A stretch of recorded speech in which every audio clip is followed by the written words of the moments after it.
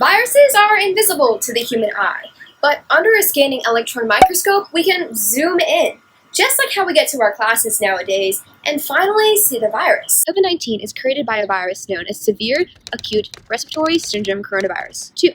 The structure of this virus is similar to the structures of the Earth, but instead of a molten core, these viruses contain genetic information known as RNA in the center.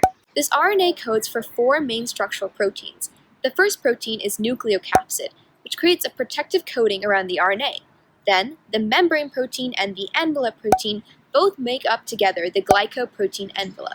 But the most defining parts of coronavirus are the spike proteins that line the surface, creating a crown, or in Latin, a corona. These viruses can only get into a cell with a specific receptor. The receptor acts as a doorknob, but our spike protein only has a key for a specific doorknob known as ACE2, which stands for angiotensin converting enzyme 2. While the receptors for things like the flu are found strictly in our upper respiratory tract, ACE2 is found deeper in our alveolar cells, which can make symptoms worse. After it has binded to the receptor, the virus will then bind its membrane to the cell membrane. Once inside, the virus takes controls of ribosomes within the cell and starts replicating its own genetic information.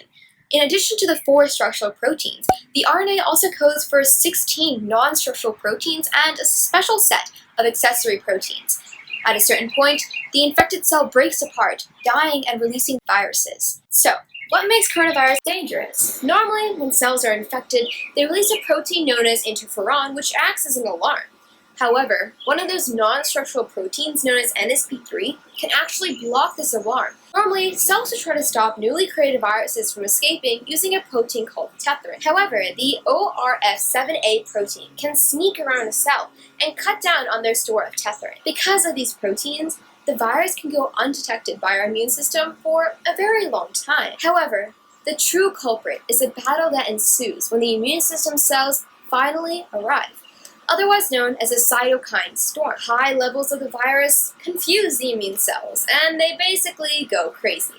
Imagine being in a battle when suddenly everyone looks the same. The immune cells killing everyone in its path, including the good, uninfected cells and the bad, infected cells. They raise the body's temperature and are actually what makes us feel sick.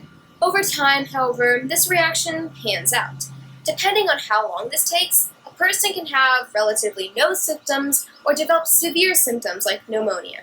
In the future, treatments for this virus could take many different paths, from inhibiting the ACE2 receptor or antibodies that bind to the stem of the spike protein. For now, however, remaining in our homes and washing our hands is the best method to ensure that these pesky viruses don't infect others.